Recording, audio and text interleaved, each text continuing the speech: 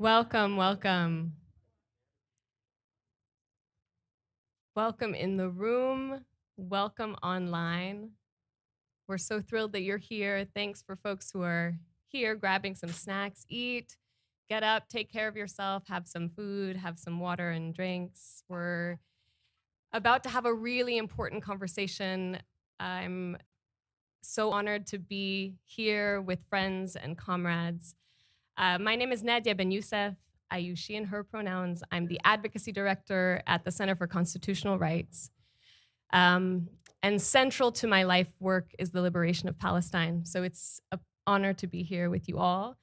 Before we begin, just a note that we are on Lenape Hoking, so the homeland of the Lenape people. And it's important as we start talking about Palestine and colonization to recognize that we are on colonized, unceded, native land, and to recognize the responsibility that that requires, not just to name and to acknowledge, but to commit to land back as a praxis. What does it require for you, for us, for those of you who are joining, to think about where you are, where you're situated, and what it requires of us.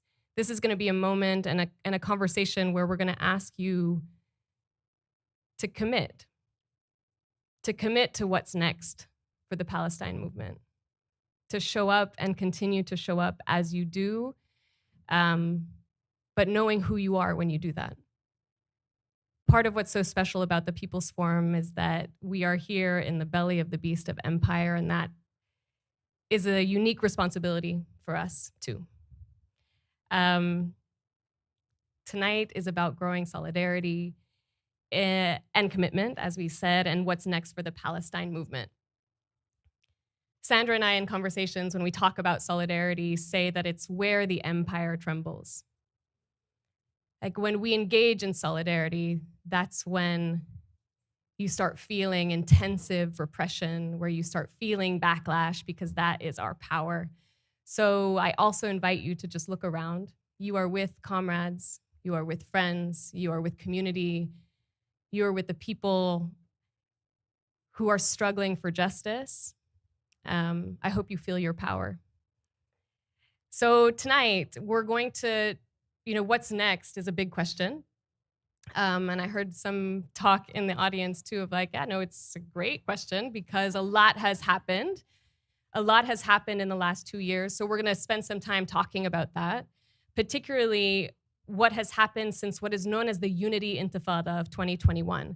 So since then, it was a disruptive, historic moment. Palestinians were rising up across historic Palestine and in the diaspora. You showed up, I'm sure, in that moment. And maybe it was the first time you showed up.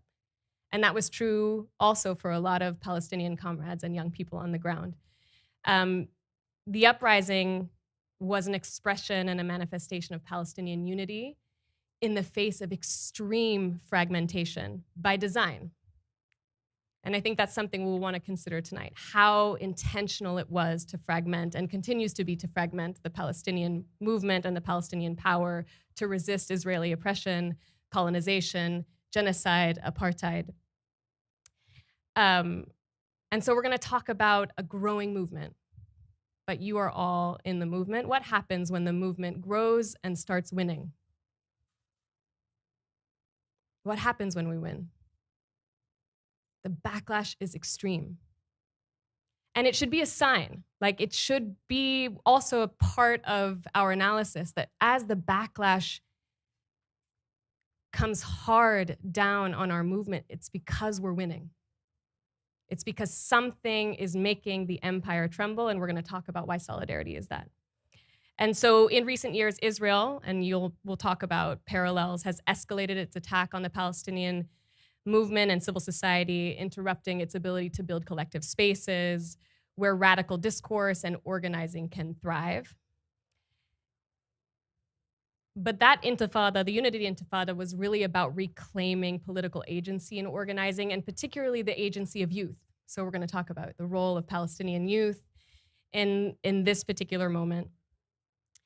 And we're going to go back and forth. We're going to start in Palestine. We're going to talk about what's happening in the US. go back a bit in terms of what's happening in Palestine, and then end here, because in the US, the movement has also grown.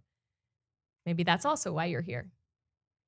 The movement has grown, it's de-exceptionalizing Palestine, it's demanding an intersectional vision of justice, cultivating solidarity across struggles. And because the movement in the US is growing, what is happening to our movement? It's being attacked. There's deliberate efforts to try to disrupt and disturb the power that we're building. So what's next in collective organizing? We're going to talk about that. Each of our panelists are comrades and friends and extraordinary organizers and activists who I am honored to have learned from and work with. This feels like a really special conversation and a bit of a round table, and that's how we're going to approach it, where we'll talk, you'll each kind of give some overview and analysis, and then we'll open it up. So think about this opportunity to chat with these people, and ask questions, because we're here because of the relationships we've built, I think. I saw Suher and Vince embrace, everyone's embracing. Like, we're all, for folks who are not in the room, as people are coming into this space, we're holding each other because these are our friends and our family and our partners. And as we start thinking about how we can claim power now, what does it look like on a global scale? And crucially, how do we resource those next steps? We are living in a capitalist, political and economic regime, social regime. And so how do we fund our movements? And why is funding a space where we can organize? And I think Rawa is gonna help us think through that. We're gonna talk about other features, action points. We're gonna talk about lessons learned and strategies moving forward. It's gonna be an amazing night. Thank you to our co-organizers, Rawa, Adala Justice Project, and Baladna. I will stop talking, although I have some questions to get us off. But I'm going to turn to Nida Nasser. And Nida is a political organizer and the director of Baladna. Baladna means our country. It's a Palestinian youth organization that was founded in Haifa in 2001, which is important because we're going to talk about Unity Intifada of this last period, but the Unity Intifada has roots. So if you think about 2001 and you think about the second Intifada, what was happening there, and Baladna being a really powerful organizing force there. So Nida is gonna go first, and we are also joined by Sandra Tamari, who's right next to me, sister, mentor, visionary, Palestinian organizer, and the executive director of Adala Justice Project. And encourage you also, as I'm noting, and you'll see it on here, but follow these folks, follow their organizations, fund their organizations. Next, Suher Assad. Suher and I have been working together for 12 years when we were both younger. And at Adala in Haifa, Suher is a Palestinian human rights advocate, political and feminist organizer who leads advocacy at Rawa, Creative Palestinian Communities Fund, an organization that's thinking through alternatives to the traditional development and aid paradigm. And you'll tell us a little bit more about Rawa. And last but certainly not least, Vince Warren, a human rights activist, civil rights lawyer, mentor, creative, musician, and the executive director at the Center for Constitutional Rights, someone I am proud to follow wherever he goes. Are all going to be sharing kind of their impressions of the moment that we're in, their analysis, and please take notes and questions because this will be we're going to have about 45 minutes of discussion or so roughly 10 minutes to just kind of intervene, share a bit on a macro scale, although you can give some details, but hopefully we're going to go a little bit deeper in the second round. So, and that second round is on you, so it's not on me. So just keep your questions coming because we're going to be thinking about shifting power. So hopefully that features into this conversation. So Nida, part of our work as comrades in this movement and in leftist spaces who are building towards collective liberation is to always assess our current conditions. Where are we? What's going on so that we can tie the strategy to where we are right now to where it is that we're going, right? So I would love for you to give us an assessment of those conditions, thinking particularly about youth work, the work of Baladna, and from basically the Unity Intifada to today. So you can, we discussed a little bit about other moments of unity, why that was important, but for folks who might not have known or want a refresher about what the Unity Intifada was, what it meant, I think we'll start there and then talk a little bit more about resources, but that's the first part, is just where are we now?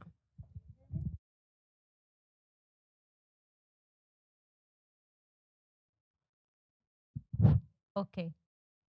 Is it fine? Okay.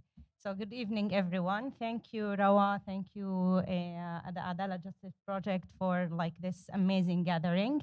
As I was introduced by Nadia, I'm Nida. I work as the director of Baladna Arab Youth Association, and I think that Baladna for today is an example of the like challenges that we face while mobilizing or organizing youth. So I'm not going to go through details of what we do as an organization, but rather speak about the challenges that we face while organizing and politically organizing youth. We work mainly in the 48 regions of Palestine, which is actually the regions occupied by Israel. But of course, we also have work through our like partner organization, other folks in the West Bank, Jerusalem, and Gaza Strip. So this is the spectrum more or less of our work. So I will start by like explaining a bit about our goals and what we do in order to give like a very short introduction to the challenges in order to make it like clear for you why we face these challenges. So the main aim of, I want to put it here, I feel my neck going there. So first of all, the main aim and the main goal of Baladna, of the work that we do as a youth organization, is simply to enable spaces for young people to organize and to mobilize around causes, needs, challenges that they think as crucial and important for them. It's either in the local level or it could go also to the national level, social issues, political issues, or whatever we think and they think as relevant and important. Of course, in a context, in the 48 regions of Palestine, we also work in order to enable knowledge and political discussions related to Palestinian identity and related to Palestinian cause, in a context that works very systematically to eliminate anything that has to do with Palestinian identity and history. And in a context, and speaking of this, of course, it's not only to speak about broad stuff, but it's also to try to design the mindset of young people and the mindset of society and to shape it in a way that people think that they do not have the potential or the power to do something, and to normalize actually with the existing power relations. Like this is like, for example, in schools, we are taught the Zionist narrative, but on the other hand, we are also taught that this is reality. This is how power relations should look like, and we should normalize with it and think that this is the ultimate future and reality that we could really afford in this life. So these are the main aims and goals that we hold as an organization. Now, while doing that, and it's really a very short, brief introduction of the challenges, it's very important to tell that things are more complex and details and have different layers. So I believe that the discussion will open it like up more. So I would try to summarize the main challenges, starting with, first of all, this fake distinction and even contradiction that the system tries to make between the daily needs and immediate needs and politics and Palestine. This is one very major issue. It's like to tell us, and in one hand, and sometimes also our political organizing, it's not that this is Israel doing that, but rather we are also absorbing these kind of trends and approaches. It's to tell us it's either you stick to mobilizing around immediate local daily issues, or you speak politics, or you speak about Palestine, or you speak about the context. If you want to change something related to employment, related to education, to the high level of crime that we face as a society, you have to abandon speaking about Palestinian topics and Palestine. You should abandon the context, because if you want to achieve something, you should not speak about that, okay? On the other hand, on the contrary, we see also others. Of course, I'm absolutely speaking. Sometimes things are more complex and correlated, but in order to give a clue about this kind of tension that we face while organizing, I'm just making it as like two different like pillars. On the other hand, we also see and witness that some political organizing will think that the good way to do that is simply to jump over the daily and immediate needs and challenges. So this kind of polarity and this kind of like fake contradiction between the two has created a reality where lots of people feeling like very much alienated. While what we want to see is actually to analyze our daily struggles and the immediate daily needs while speaking about the context. We live in a deprived situation because we are Palestinians. We live in a deprived reality because we are Palestinians. And this is the way that we could analyze our status and we could analyze our like contemporary struggles. So sometimes through our work, we have all the time to bring this relation and make it clear.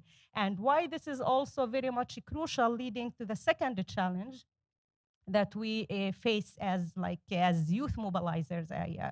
Well, youth mobilizers, it's not that youth are waiting us to mobilize them, but I think that this is the main thing that we do is to try to really tease these processes. So the second thing that I would tell as a challenge is the fact that this kind of polarization between immediate and daily is leading us to a way that to a position where if you want to figure out and you want to achieve something in your daily life, so this is a path manipulated by Israel by end of the day. Like this is the citizenship path. Like this is under the Israeli umbrella. This is to change your citizenship circumstances and situation. This is to be Israeli in a way or another, and to abandon all the Palestinian context on how you understand this struggle. So therefore, it's either like citizenship path or Palestinian path. It's like you have to pick up either one of them. Because by the end of the day, yes, people want to change something in their daily lives. We need to figure out how to deal with the so many challenges that we face in our daily lives. So unfortunately, the situation is that you have to either go in citizenship, which is the way that you can figure your immediate needs, or you could speak about political and Palestinian stuff. And unfortunately, the people sometimes organizing and taking the leadership over would not really have the tools to appeal to people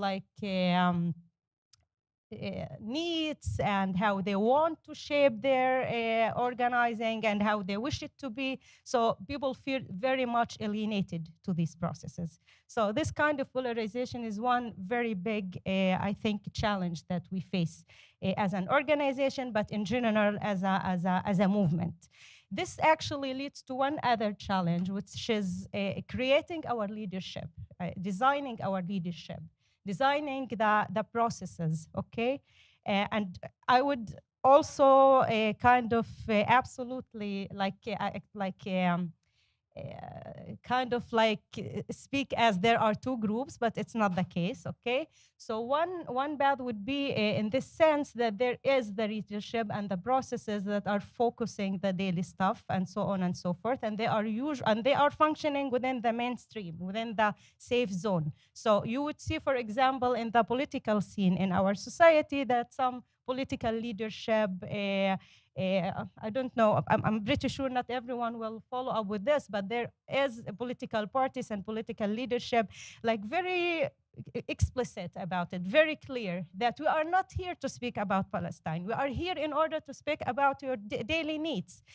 People who are speaking about Palestine are people who are not making any favor for your future and for your reality. So they see it very explicit, okay? And it's not only the political leadership, I mean the parties, but it's also lots of NGOs sometimes also sticking to this kind of like approach. So we would see as an organization that lots of organizations are simply on like saying that we do not speak politics. Like we are part, for example, of one coalition that needs to tackle with violence and the crime in the Palestinian society. And when we speak inside this coalition that we need to analyze crime in our society, taking in consideration the colonial system, the police, everything around, you cannot really understand this crime situation without putting it within the political context. So they start literally telling us, we speak professional, we do not speak political. Okay, and we start like really arguing this with them. How can I speak professional about crime in a context where the weapons in which are like our society is full with unlicensed women is coming from the state, and the state is aware that this exists. Okay, and they do nothing about it. So they simply also try to design who is our leadership and who are the ones who are guiding the processes, and never and oppressing any kind of organizing which is not within this agenda, and bombing lots of money, lots of power to this kind of legitimate leadership that they see fit. Okay, so this is one other thing that we are struggling for, and here solidarity and international foundations giving the resources are very much relevant. We have to struggle sometimes to say that you cannot really support processes that want to figure out a crime inside to resolve crime inside our society by building trust relationship with the Israeli police. International foundation sometimes does that. Yeah, they literally does that. Okay, they literally do that. They want to go to the safe zone. They don't want to speak about core political issues. They want to just like regard to us as a one other like symptom of like humanitarian aid, but in another way. Okay. Now the third thing that I want to say here, that speaking of these challenges, society is actually alienated. Society is very much alienated. Society, like the maximum would be in the position of voting, not voting, like observer or consumer of political processes. Okay, so I believe that this is the reality that we are like more or less tackling with, and of course this consumption would mostly alienate and oppress people who are coming from very oppressed socio-political circumstances, who would not find any place to how they could articulate their needs, their aspirations, they could organize, and so on and so forth. So it's not only about weakening society as a whole, but it's also about weakening the most oppressed inside society, which is very much obvious. And speaking of fragmentation, this by the end of the day will lead to a situation where we are as a society very fragmented. And it's not only a very fragmented, as Palestinians in the 48 with Pan, Gaza, diaspora and refugees. This is one very important level, but we are also fragmented within society. Like we are fragmented as groups, we are fragmented, even individualistic, okay, to that level. So this kind of situation is the situation that we are functioning within it broadly. I believe that we could elaborate more in the discussion. Now, speaking about the uprise, okay, in May, in very short. The uprise was the example of the opposite. Like all of what we were describing now, the opposite just happened. People went to the street, young people that we barely know, okay? It's not the activists that necessarily have the ideology about why they are in the street and what does it mean, how does it relate to that and to this, and have a full vision about everything. No, they are simply people who are very much oppressed, who are oppressed because of the house demolishing, who are oppressed because of the crime situation in our society, because of poverty, because of so many things. And they could generically relate it to politics. They could by intuition politicize it, okay? So they went out for Sheikh Jarrah and they went out to the street for Gaza, but it was very generic that they also went out in order to express their anger and their like their aspiration for another reality and to transform their reality. So this was a scene where the alienation from politics was not there, okay? People became to be more involved because they felt that there is a space, that this is how they could really articulate and express their angle, in one hand. On the other hand, we stopped to be weak. I think that every one of us, everyone, even the ones that were really active in so many groups and NGOs, and after May, we felt powerful. I think that this is this is the exact word. We felt powerful. We are aware of the power relations. We know that occupation still exists and colonialism still exists. We are not naive, but all of a sudden we felt that we are a game changer. We are a game changer. Israel all the time does not take us into consideration. We are all the time the consumers. We are all the time just waiting for in reaction. We're all the time in reaction. This time we were acting. We were acting. We really were influencing. I think that the uprising also brought our community back. Like sometimes we feel that we live in a very fragmented society, very fragmented reality. Crime is really killing us from inside. So we all felt that community is back. Some people are volunteering as lawyers to defend the detainees. Some other people are organizing emergency committees. Some other people, like youth. I was part of a WhatsApp group of youth in Haifa. In Haifa, okay, which is not all the time the very active city, okay? So the youth were gathering in WhatsApp group thinking, okay, how do we protect each other? In a reality where some people were coming, knocking the door, checking, are you Arab living, Palestinian living in this house or not? So we could really attack you. So people were organizing. Everyone with his capacity was organizing in order to contribute to this political power and to this uprising, okay? I think this is one very important scene that illustrates how we could really reclaim our community back. And this events in May really reclaimed our community back in one hand. On the other hand, it was very clear how we reclaimed unity as Palestinians. In one of our projects in Baladna, we need to create spaces for youth from 48, West Bank and Jerusalem to come and meet and socialize and know about each other and bridge the fragmentation gaps. But in the unity uprising, in the dignity uprising in May, this happened very naturally, okay? So I think that this event, a very crucial political event, kind of illustrated the opposite of and resolved all the challenges that we face in our organizing. Speaking of solidarity in one sentence, I think that the solidarity, and not only the money, solidarity is not only the money. I think that the solidarity, but including also the foundation, contributions, financial contributions that we expect and that we think as healthy to us, is simply a solidarity that tries really to build our agency over our reality, our agency over our future, and to build our resilience, and not the opposite. What is happening sometimes is literally the opposite. It's corrupting us, it's corrupting our movement, and it's corrupting everything around. And not only NGOs. Currently, it's NGOs. We hope that it's not going to be also youth movements. So this is the solidarity that we wish, and thank you. Wow.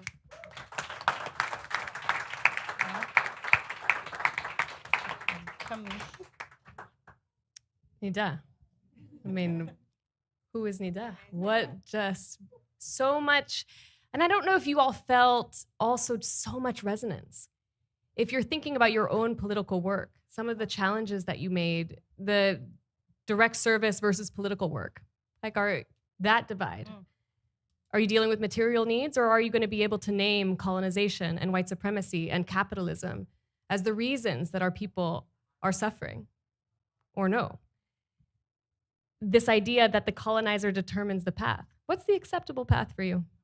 And then whether you follow it or not, and having to make that choice, whether are you Israeli? Are you Palestinian? For Palestinians who are citizens of Israel, that's a real question too. So as you speak up, how can your citizenship be suspended? Recognizing that. If you speak up against white supremacy, suddenly, what does that mean for you? And the idea of designing our own leadership, of agency, of elite capture, if folks have been thinking about that a lot in this context, in this country, where there's a professionalization mode, and those who function, what Nida said is the safe zone. Where's the safe zone? Rather than the political zone, which is the unsafe zone. And then if you can remember moments in your own life where you experienced the opposite of that, the opposite of fragmentation, the opposite of corruption, the opposite, this sort of beautiful piece of just the normalization of our political ideologies, like a recognition of what the material conditions are easily explained by a politics, but we don't come at it that way. Really beautiful, reclaiming community, reclaiming unity. I feel like there's moments in our lives that we remember those. Thank you for that, Nida.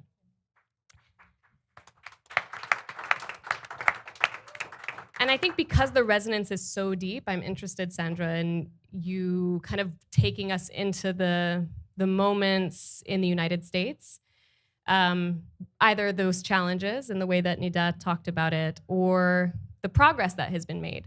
So Sandra talks a lot, and AJP, Adala Justice Project, talks about de-exceptionalizing Palestine, that Palestine in the last decade has really been absorbed and brought into a progressive movement, so that we're in a position now where you have the Palestinian flag on 37th Street hanging in New York at the People's Forum, where young people, and we talk about the youth as well, like what it means to be part of a left social movement, what it means to be part of movements for liberation means that you have an opinion on Palestine. It's an extraordinary shift that has happened. So I want you to maybe think through that. And then what's next? This is your question. What's next? What's our strategy? And we're just gonna write that down. So if everyone thanks.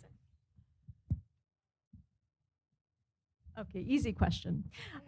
Thank you. Thank you, Nida. Thank you, Nadia. Thank you, everyone. Roa and Baledna, we're so thrilled to be working with you. And to everyone who showed up. I'm so excited to see so many familiar faces and so many new people that I hope to get to meet. This is a big question, and I feel intimidated because you all are experts on the US movement. Nida can speak, and maybe the question is not as familiar to you. Is that coming through? No. Here we go. Let's try it. I'll hold it. Okay. So yeah, it's a little intimidating, but I will just preface this by saying this is a very humble contribution, and I'm ready to be challenged. That's part of what I want us to do. I want us to be disagreeing and making the movement better, okay? I like homework, so I'm glad that I had this assignment. It forces me to reflect, because a lot of our lives as organizers are just doing constantly without really reflecting. So I did a little bit of like looking back at our forebearers, because we're not the first people to deal with these things, right? And I was thinking about Black radicals from the 60s. And so I have 3 suggestions for our movement, or 3 reflections. And they're all, like if this were a documentary, the title slide would be these quotes, right? So imagine. So the first one is Audre Lorde, who said, "You do not have to be me in order for us to fight alongside each other. And I do not have to be you to recognize that our wars are the same." Or this section is called, "How do we deepen our joint struggle?" Right? Okay. So we know in the last 10 years, the Palestine movement has built on transnational solidarity of the 60s, an era that was marked by anti-colonial struggle, Black power, and a PLO that was firmly grounded in global liberation, right? And so intersectionality and joint struggle that we talk about in these more recent years, they're not new concepts. This goes back. But there has been a renewal of these concepts. Black, indigenous, Palestinian, immigrant, queer communities, et cetera, constructing vibrant coalitions that are winning, right? And these new organizing spaces are grounded in a deep love and a shared understanding of our oppressors, right? We understand where the forces of hatred are coming from. In 2014, in St. Louis, where I'm from, in Ferguson, when we began to make those parallels, when we began to talk about those, those ties, state-sanctioned violence in Palestine, 48, in the West Bank, in Gaza, and what was happening on our streets here, there was terrible resistance. I'm not gonna lie. There was resistance from our movement, generally, and there was resistance among Palestinians in the US. Now, a lot of that was grounded in racism. I'm not gonna, hide that fact. A lot of it was concern that we were diluting the Palestine struggle. That somehow, if we were to confuse issues or to not just focus on Palestine, that somehow we were not going to be as strong going forward. I'm happy to say, because of our efforts and because of the popular education and because of our insistence on the connections, by the time we got to 2020 and we had the terrible, terrible murder of George Floyd, we did not have to fight. Like, those connections were there. The young people were saying it as if it was the first time they'd ever heard it, but it was like there. And so it was an amazing transformation in 6 years. It was a very important development, and I don't think that we should ignore how important it is that we are making these ties. And we understand, I think today, in a way that we haven't for a long time, that Palestine will not be liberated in isolation, okay? So going forward, our challenge now is how do we move beyond pronunciations, social media posts of solidarity? How do we deepen our commitment, right, to this liberation, this collective liberation? And I'll give one example that really humbled me recently. Adala Justice Project learned of a trip that Sierra Club is taking to apartheid Israel, to a settler colonial state that doesn't even acknowledge settler colonialism, does not talk about indigenous Palestinians, and talks about all the land, 48, even the Golan, the West Bank, as part of Israel. It's offensive, it's awful. And we went in, ready to tear this organization down. And our goal, we thought, this coalition, the main goal was cancel these trips, right?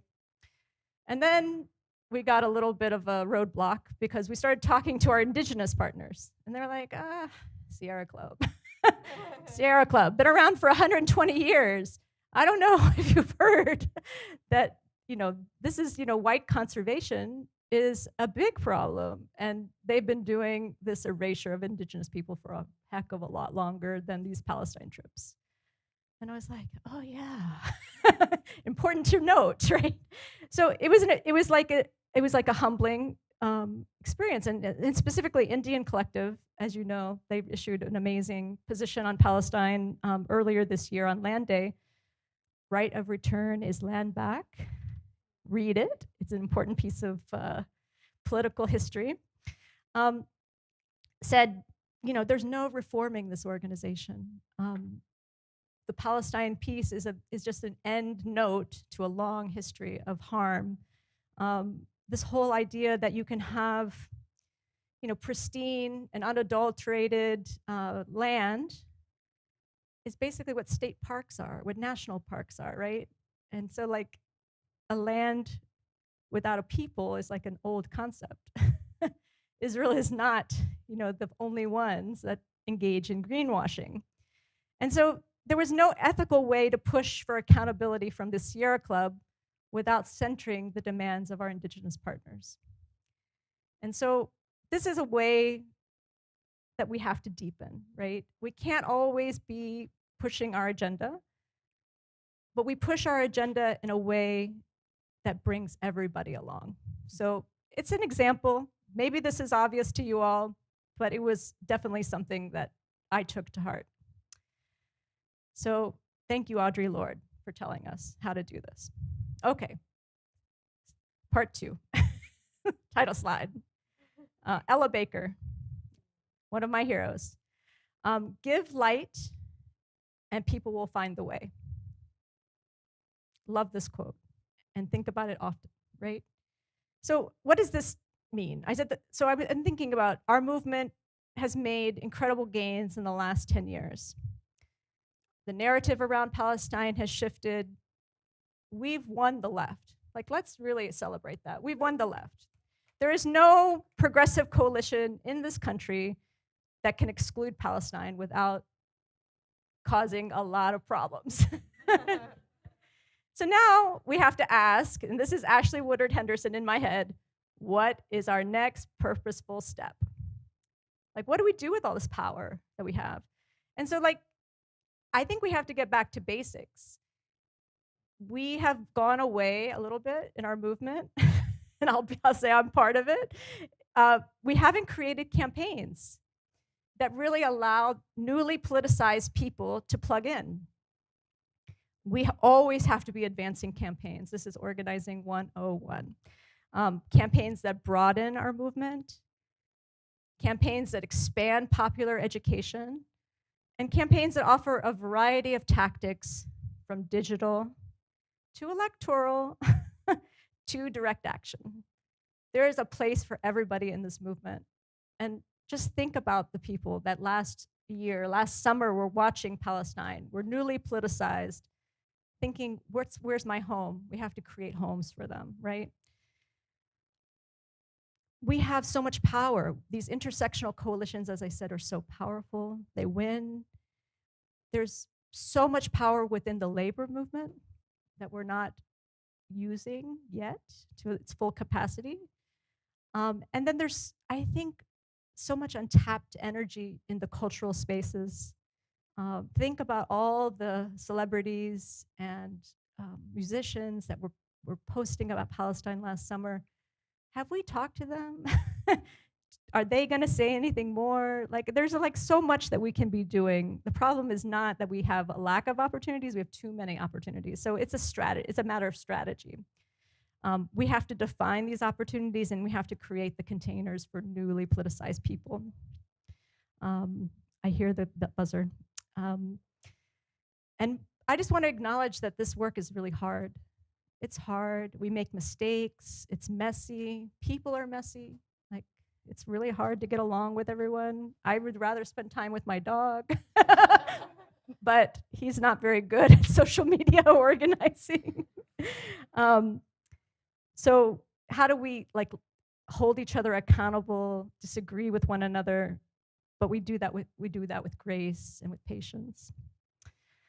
Which takes me to title slide 3. I'm gonna read the quote and see if you know who this is, okay? This one might be hard because it surprised me. Okay, here's the quote. We need more light about each other.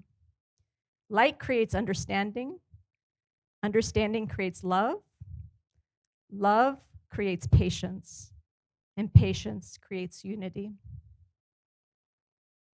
Any guesses? You definitely know this person. All right, okay. Malcolm X. I mean, what do we know about Malcolm X? Not enough.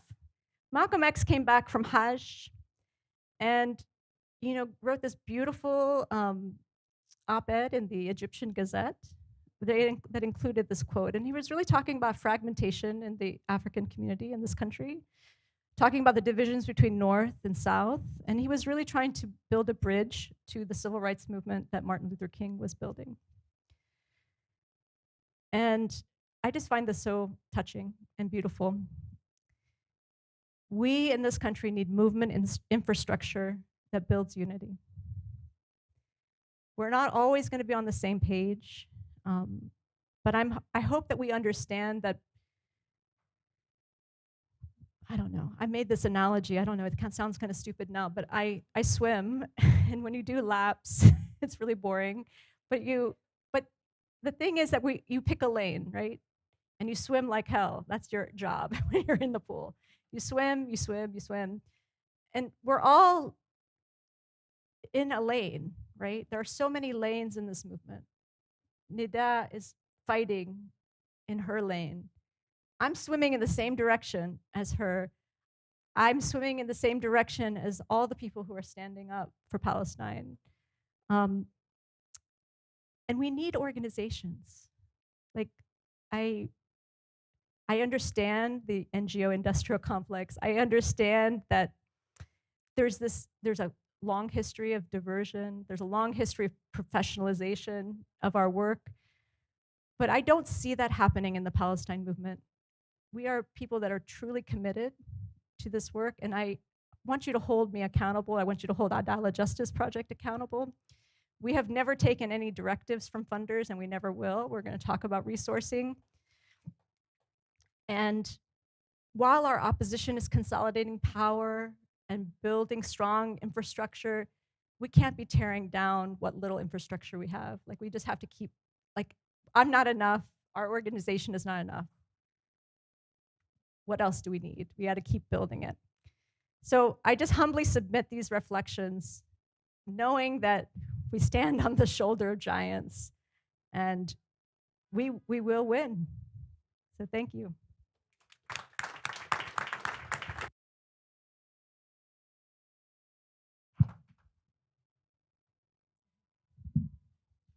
Thank you, Sandra. Thank you, Sandra and Audrey and Ella and Malcolm. Powerful thoughts. And I hope that, again, I see folks who are jotting things down and thinking together, because it will require us thinking and challenging each other, saying yes, saying no. Sandra, you were talking about the power of vibrant coalitions that are winning. It builds on kind of that spirit of optimism, Nida, that you offered us too, about we know what works. We have examples of what works. I think these are great. Deepen joint struggle, build campaigns that give people a role to play, pick a lane and swim like hell. There's so much that we can do, and there's so much to do. Abolitionist, organizer, writer, creative, Mariam Kaba talks a lot about this sense of like, shit, there's so much to do and how overwhelming that can feel. But Mariam says that means that everything counts. If everything has to change, everything counts. So do it. So do that. We are going to kind of move a little bit closer into the challenges of this moment, particularly with regard to funding, resourcing our movements, shifting power while remaining accountable to movements. And ask you, Suhair, to take us there.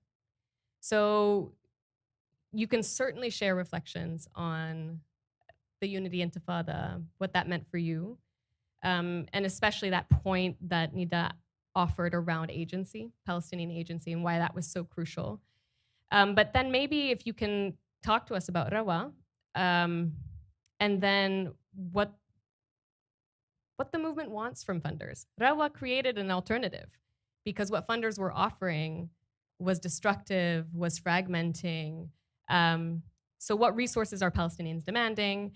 And then to broaden us, and then it'll kind of move into what I'm hoping Vince can talk about too, but an analysis of the historic harm that has been done.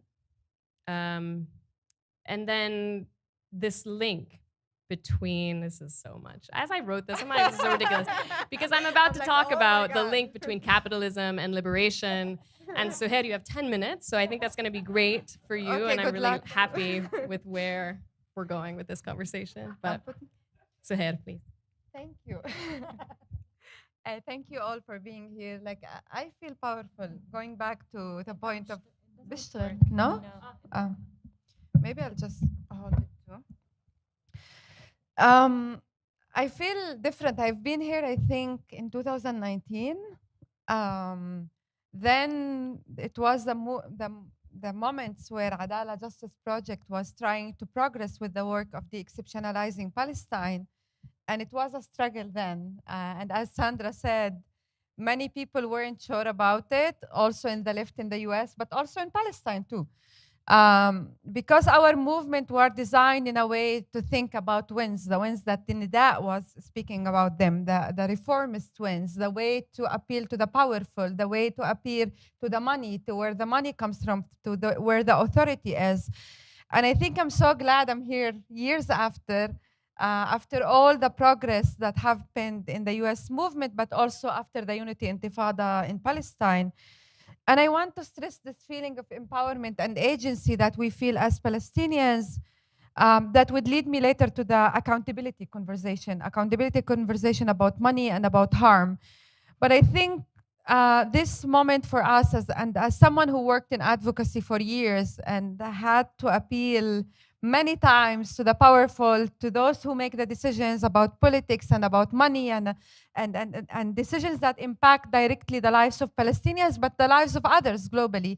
I feel so honored to be here and to feel that finally people are getting how much powerful is it to appeal to movements, to appeal to people who are organizing on the ground, and that it's not marginal work and that it's not a waste of time. And this is actually what created the power and what created and generated this moment that we are in here.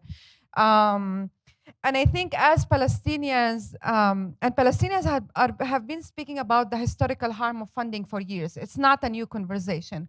But I think what's special about this movement is that we can push this conversation further, that we can hold accountable not only the centers of power that are the clear centers of power, and I'm going to speak about it, and the way they reshape the liberation movement in Palestine and the infrastructure of this liberation movement, but also how we can push even the more progressive margins, those who claim to be in solidarity, and to challenge what solidarity means to us as Palestinians.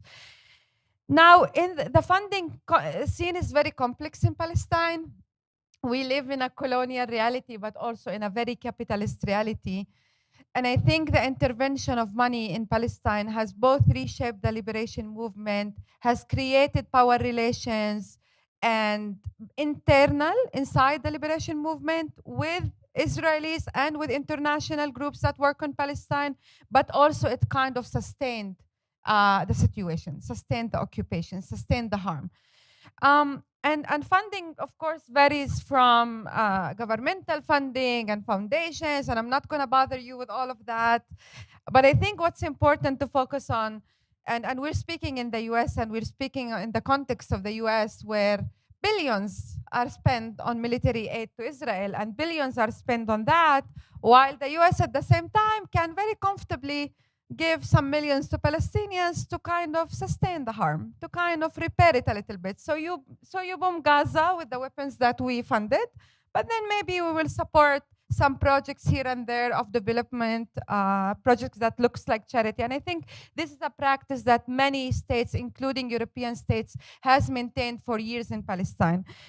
And this harm, in addition to the harm of other foundations, has kind of reshaped and badly harmed the Palestine movement, and has also shifted principles and values in our community from a liberatory framework, from a liberation movement, into a reformist framework. And I think this is what Nida was speaking about it when we speak about daily issues, when we speak about focus on how do you fix crime by speaking to the police, focus on how you fix gender equality by doing a strike with Israeli women who wouldn't acknowledge occupation or colonization and the harm that is caused by colonization to women.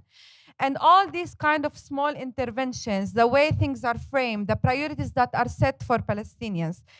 And I think this maintenance of the status quo and kind of managing it. So let's have this organization instead of decolonization, instead of liberation. Let's manage the situation. Let's do projects here and there, and let's fix this within the Palestinian Authority, and let's fix this with Israel, and let's spend so much money in creating a class that its job is this. I'm speaking about myself too. Like, we have advocacy as a career. Isn't it weird? Like, let's think about that. I think it's weird somehow. And I think this kind of process that happened in the Palestinian civil society, and Sandra was speaking about infrastructure. This civil society, some of it is 40 years old and more. This is the infrastructure that was created in the first intifada and in the second intifada. And this was part of the liberation framework. You support children, you work on issues of women, land, legal defense, but all as part of this framework and not detached from it. And now, years later, as young people, or not young maybe anymore that much, young? Okay, young. It's a liability sometimes to be political in a Palestinian NGO, and we need to put it on the table. It's a liability to be an activist sometimes. You need to be professional. You need to know how to do the strategies that fit to the theory of change that a funder has created. You need to sit with partners in the room that the funder will make you sit with them. You need to make the priorities that someone in, I don't know which capital, decided that they are important for Palestine. And to take all this power of organizers and put it into this kind of depoliticization and professionalization of liberation work. And in a way, it didn't only impact the civil society itself or or organizing spaces. It also impacted the whole community, the values of the community, individualism more, less volunteering, less community mutual aid, less social solidarity. And I think it's not only a pattern of what happens in the context of Palestine and colonization. It's a global. It's happening on a global scale in a capitalist system, neoliberal economy. It's not exceptional, and that's why we always say de-exceptionalize Palestine.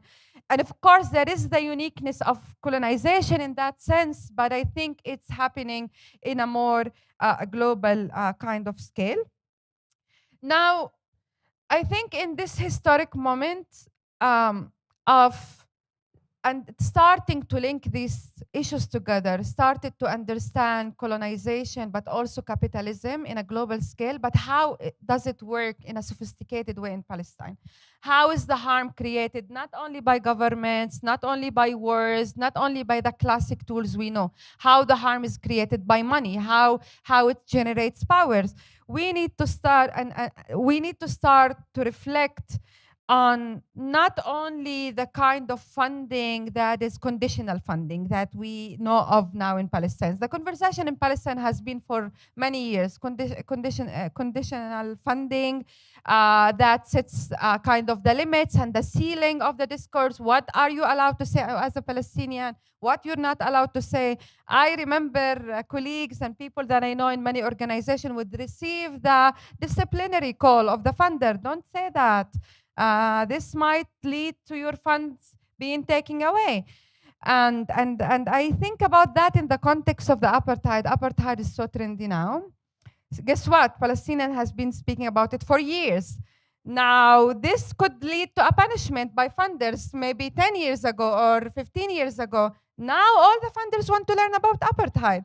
And everyone wants to shift the frameworks. And it's good. And it's good advancement. But guess what? It happens because Amnesty talk about it, Human Rights Watch, and Israeli organization.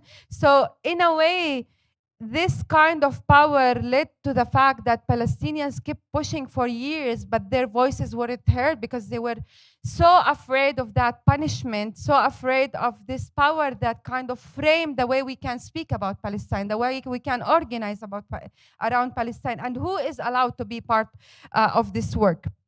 And I think this kind of harm created multiple issues. One of them, I spoke about it as like sustaining and facilitating the reality that exists, the reality of colonization, but also even within the movement, and we'll call it largely the anti-occupation movement that most funders would support. Now it's colonialism, but we'll see like how this goes. So in this framework, many times, funding created power relationship where Palestinians will get funded for the field work, go do the field research, go do the support for farmers, for fishing, which is super important. But then Let's give funding to those who will frame it in a better way that would be absorbed internationally, accepted internationally, and it's mostly international and Israeli organizations. But also the other layer is internal power relations, and I think Nida mentioned it. The Unity Intifada was an amazing moment. And many Palestinian groups were irrelevant at that moment, to be honest, because many people were surprised. But suddenly, all these young people that we don't know as organizers are taking the streets, are putting demands, are beautifully thinking about their reality. I'm poor because I'm Palestinian. I'm facing the cops and I'm being shot by the cops because I'm Palestinian. My land is being taken in the West Bank because I'm Palestinian. My land is being taken in a Naqab because I'm Palestinian. I'm under the blockade in Gaza because I'm Palestinian. Being able, and it was not only Gaza and Sheikh Jarrah, it was all of us Palestinians being in the street and being able to link the daily pain, the daily suffering into this unity framework, into this bigger framework. And the beautiful scenes of being able to see these young people along with side with feminist organizers, with queer organizers, with people who started speaking about class issues, because many times national liberation kind of takes away from the focus of issues of class and other issues, intersectional ways of oppression and violence. And suddenly you have this moment and you have this power, but guess what? The money will flow again after this moment, and where it goes? It goes to coexistent, it goes to separated framework. Many of the funders, including funders who fund amazing work in Palestine, still frame their programs as citizenship program inside Israel, blah, blah, blah, policy, advocacy in Knesset, all of this process, and OPT work, occupation work, humanitarian law in the occupation. And I think it doesn't work anymore because you cannot also like distort reality. Oppression doesn't happen in this fragmented way. Naqab is facing forced displacement the way Area C in the West Bank is facing forced displacement, the way Masafir Yatta is facing it. And many other issues. You cannot just distort it. You cannot segregate, like kind of fragmented in order to fit into this funding framework that will seem more appropriate. And I think this kind of fragmentation of the work is not abstract, is not a word in a website. It actually affects the work. It actually affects the way we speak about the work and the way we do it, and what is resourced and what is not resourced. And I think in a way, this money that came after the Unity Intifada and that comes after every historic moment kind of recreates the power relations. It goes to the usual suspects. It either will go to the PA and many oppressive powers on the ground in Palestine, or would go to organizations that will still work within the old framework. And now, how do you, and this is power that organizers in Palestine, youth are facing, because money is power. When you keep enabling and empowering these institutions and organizations that keep taking us to the old fragmented framework, this means that you're putting another obstacle in our way. Palestinian young people will not be only fighting colonization and capitalism and other issues, they will be also being like fighting and facing the challenges of dealing with an elite on the ground, a Palestinian elite that also kind of falls within these frameworks. And sometimes we don't want to put the dirty laundry outside, but we need to speak about it. Palestinians are not that just this lump. There are dynamics inside the movement, and the movement for justice in Palestine is also a movement that is challenges these power relations and this kind of oppression that also exists inside our community. I'll try to be faster. Now, where does this take us? Do we want funders to start funding movements individually? No, I don't think so in that sense, because, and I think Nida also can speak about it. Do you want a funder to start funding a movement in Al Fahim or in Led or in Haifa? No, because we don't want to recreate the harm, because we don't want this kind of disciplining and kind of putting all these movements that are free, this agency, this beautiful agency of individuals, neighborhood groups, lawyers, and mental health professionals, and people from all over who try to protect the community, to express this solidarity. You want to protect them from being fit into projects and into professionalization, and to have to speak to donors and make proposals and all of that work. So how do we think about resourcing the movement? Because we need resources. And I think like we have a few principles that we need to think about it. First, solidarity, not charity. Solidarity means giving full agency to Palestinians to decide what is the need on the ground, how do we understand our reality, how do we frame it, how do we strategize around it, what next step do we want to take, what action do we want to take, and then the money will fall like very organically as part of that, but with the hands of the movement. Funders should not be part of these spaces and conversation. Funders should listen and learn from these conversations and think how they support it, how they support this growth, how they support these processes. And I think this will happen if we start thinking maybe about resourcing, and this is a conversation that we have in Rawa. How do you resource maybe collective spaces, not specific movements? How do you resource building capacities? How do you resource learning and creating of knowledge? And one of the most beautiful things I love about Rawa is that it's a pilot. I love piloting, and I keep saying let's pilot forever, because for those who don't know Rawa is a model. We don't like to be called as a fund only, because we're a model that tries to shift power relations in the funding world. We have our community clusters, people from the community, organizers, people who are involved in the work in Gaza, in 48, in Jerusalem, in the West Bank. Those people actually go to the community, see what the community wants, what its priorities, what the needs, and identify important initiatives and come together, discuss them, vote, and decide where the money goes. Not even the team of Rawa decides on that, and not the funders who support Rawa.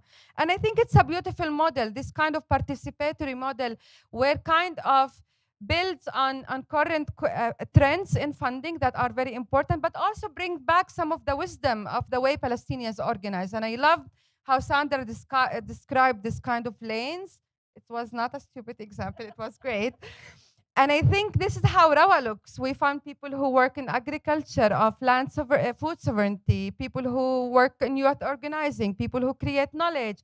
And we see this as part of this beautiful movement that is growing. And we think, okay, how do we facilitate this space for the movement? How do we facilitate a space where people will come and learn, create knowledge, and support each other? And I think, and I will end by that, I think what we achieved in the recent years in the global scale and in the US vis-a-vis Palestine is powerful for us Palestinians to be able to advance our demands for justice, but also to humble ourselves as Palestinians and understand that we are also learning from the legacy of the struggle of other oppressed people in the US and globally.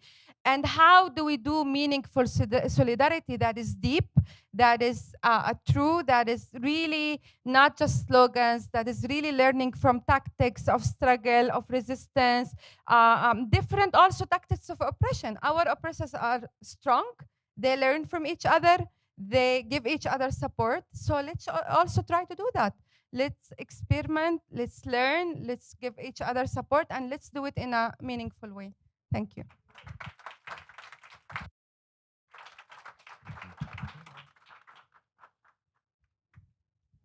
We're so glad this is being recorded. In part, it should be immediately sent to so many funders, institutions, those who have, as Sahed was saying, shaped movements that have shifted values. I think that's one of the scariest parts of what you offered. And that is true, that it shifts how we think about the work. I want to introduce just a concept that I think on the left in the US, as we're wrestling much more and embracing much more abolition, the ideas of reform versus non-reformist reform, that there are ways to move things forward and chip away at power structures that we want to resource and fund, right? But not those reforms that the funders want us to fund.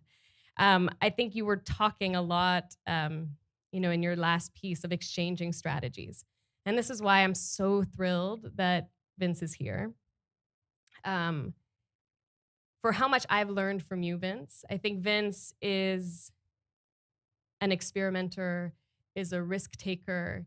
I came to CCR via Adala Justice Project, and we all have been in space with Vince. So Suhair, when was talking about 2019, I had started at CCR that week, and I said, Vince, like, any chance you would come on a delegation of Palestinian comrades to Congress? And he's like, absolutely. And shows up in DC with Sandra and Suhair and others, and started off your discussion, Vince, and you said, I'm here because our first client was Fannie Lou Hamer.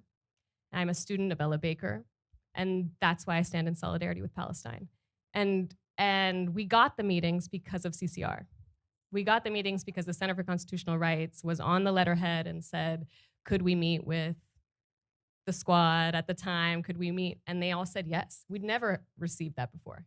No one ever said yes. And suddenly they were saying yes because of Vince. And Vince said, the reason I'm here and the reason you need to be here is because we believe in justice, we believe in equality, our politics are coherent. And it was a game changer.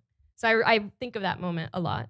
Vince, and what you've taught me about solidarity, and also the way that you have been able to resource movement. CCR shows up for movement, shows up for the Palestinian movement. It's why we all trust you. It's why we trust CCR.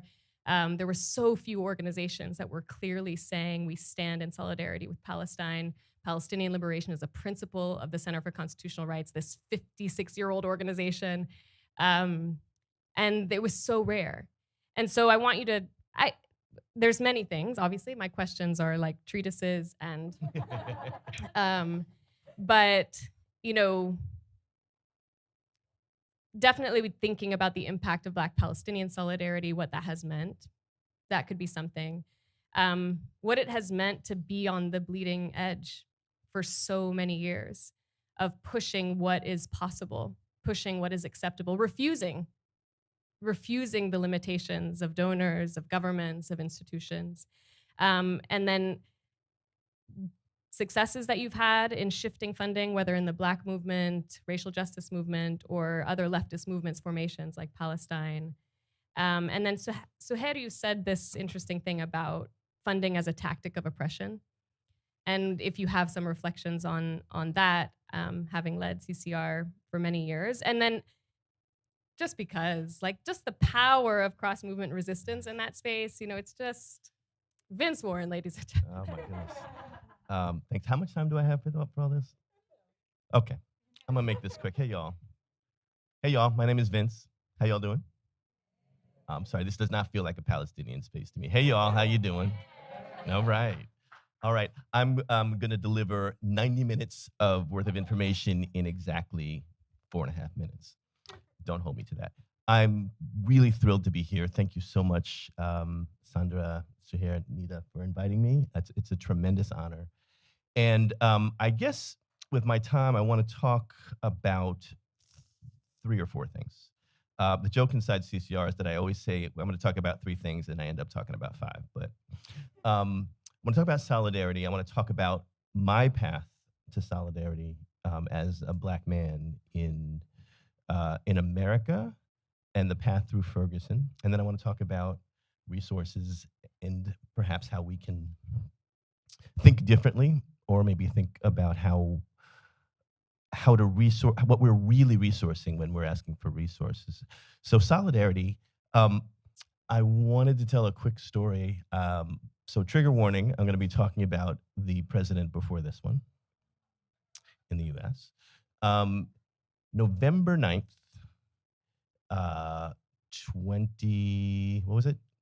16? Yeah.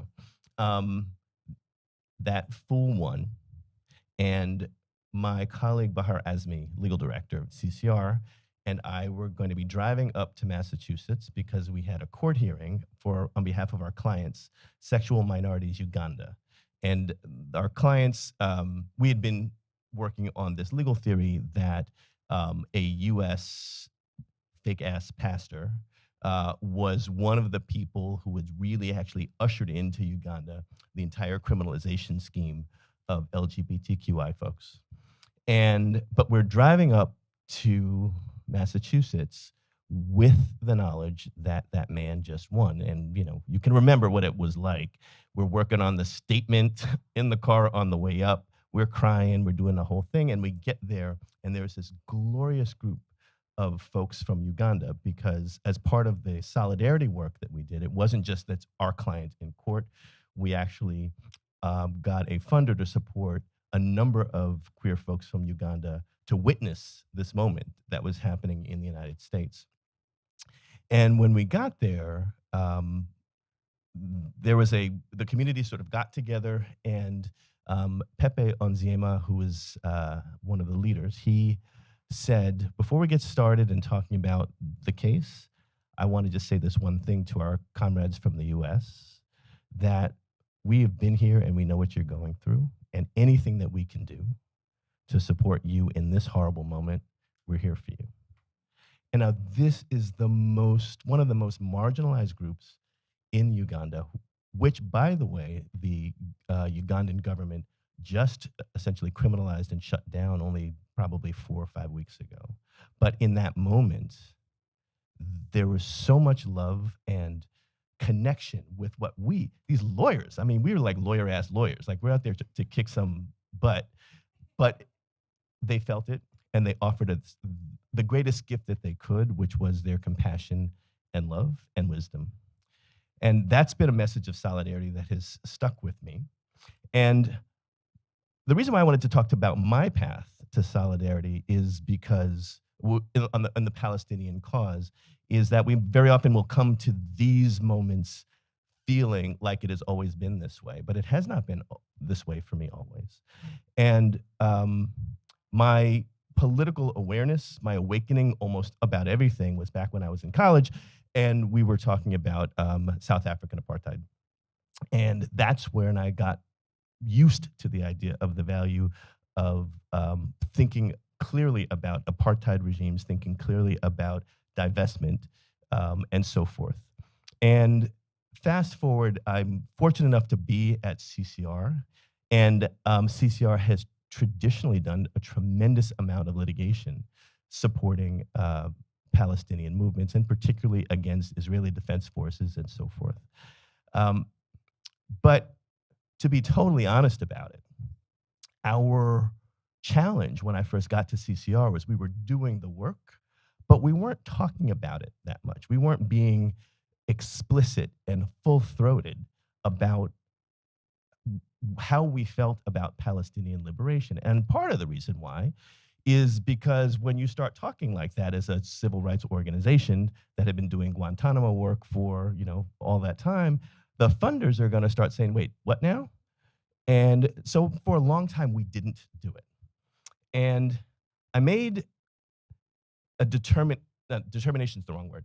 I kind of moved into the idea that if we are actually not full-throated as a US-based NGO about our politics and about where we stand, then we don't deserve the money that we get, because it's basically a fraud. So we moved into being more explicit and more full-throated about Palestine. And that was great. But here's the thing that changed my life, honestly, is my good friend, Jamil Dakwar, is here.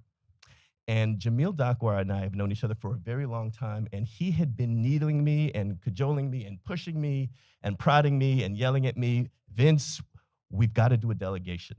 You've got to do a delegation to Palestine. You have to bring Black leaders who don't know this space to see what's happening.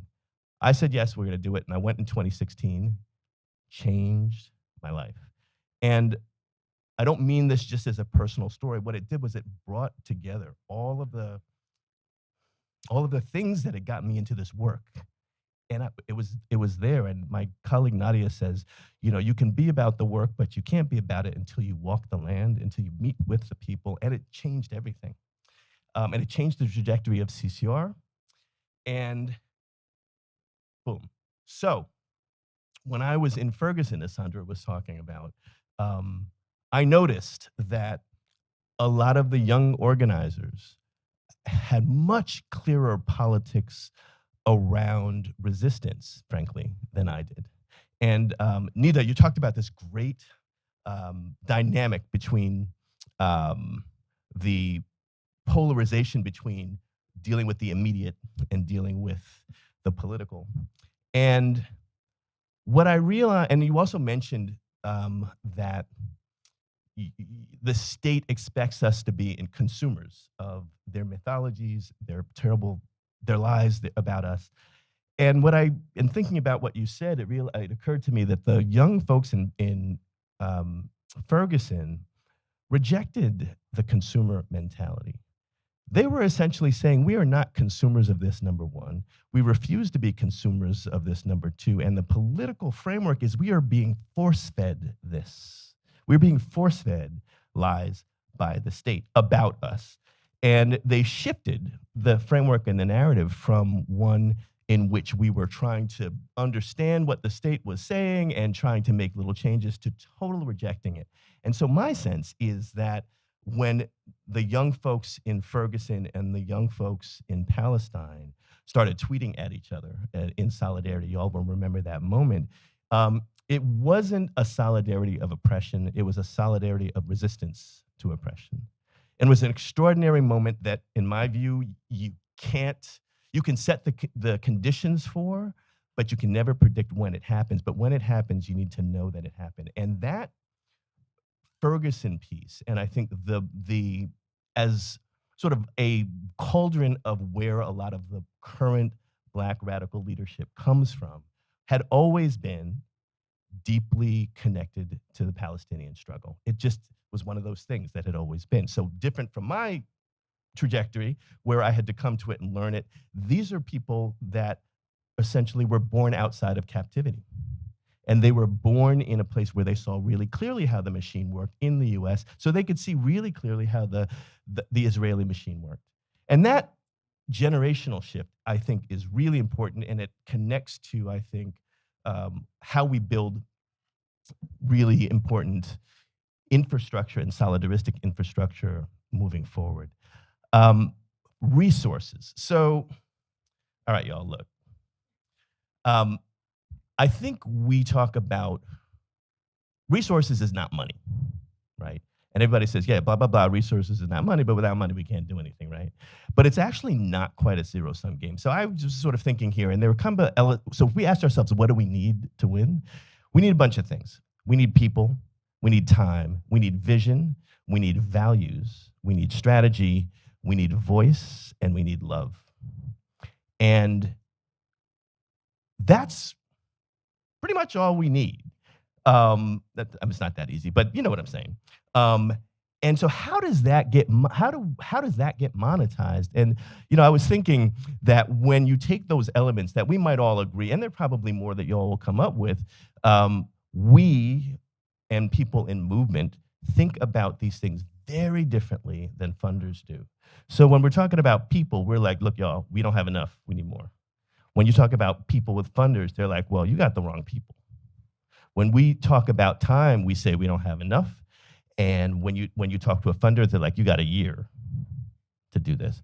When we think about vision, we're thinking about what's the long-term vision for change that we're trying to move forward. And the funders are thinking about what are the short-term results that you're going to be able to manifest. When we think about strategy, we think about lifting and supporting the strategies of those who are most impacted and the social movements. And when funders think about that, they will say that that's not a strategy that's going to win in the current political situation. When we talk about voice, we talk about speaking in a clear voice about the conditions that people are under. Just as you were saying, Nita, funders will think that conditions actually won't win. It's that idea that you can't talk politics, you can only talk tactics. And we're not going to tactic our way out of oppression. No one ever has and no one ever will. We have to talk about the conditions that we're fighting against, because that's the only way that we can actually define the problem that the movement is moving towards. And then at the end, when we talk about love, for us, it's like it's the only way to go. And funders are like, what's love got to do with it? Quote Tina Turner. By the way, just while I'm confessing, so when Sandra was reading that, and I'm ashamed to say, am I going to do it? Yes, I'm going to do it. When Sandra was reading that lovely quote from Malcolm X and said, who was it? you know, that love leads to this and leads to light. I was like, is it Yoda? Star Wars fan, don't hate me, don't judge. So how we take those things, people, time, vision, value, strategy, voice, and love, and think about how to resource them in ways that funders can understand. My view is that very much like when we're attacking the state, and that we have to know what the state's tactics are, and we have to push them to push our people to a vision that's beyond what's happening and to a new reality. We have to do the same thing with funders. We have to do the same thing with funders. And just as an example, and Nadia was talking about pushback, as an example of how CCR has done that, one of the things that I've done, and it's easy at a place like CCR that, you know, has the long storied history, is that I basically put all of CCR's political capital with funders around the question of Palestine. It's to the point where some funders are really excited about it because the folks within their organizations are driving them to fund this. Why are we not talking about Palestine? And in some weird way, like a place like CCR makes it easier for them to talk about Palestine.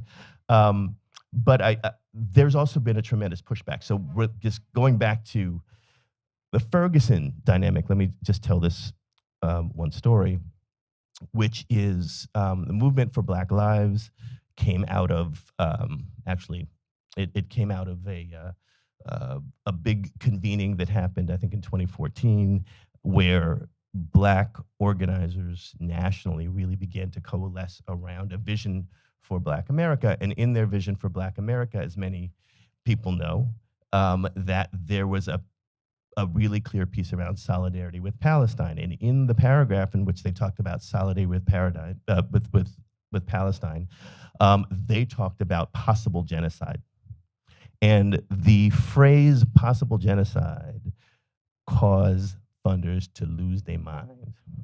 Lose their mind. People, Black organizations were getting unfunded. Everybody that signed on to that statement was having, it's like getting called into the principal's office. What's the meaning of this?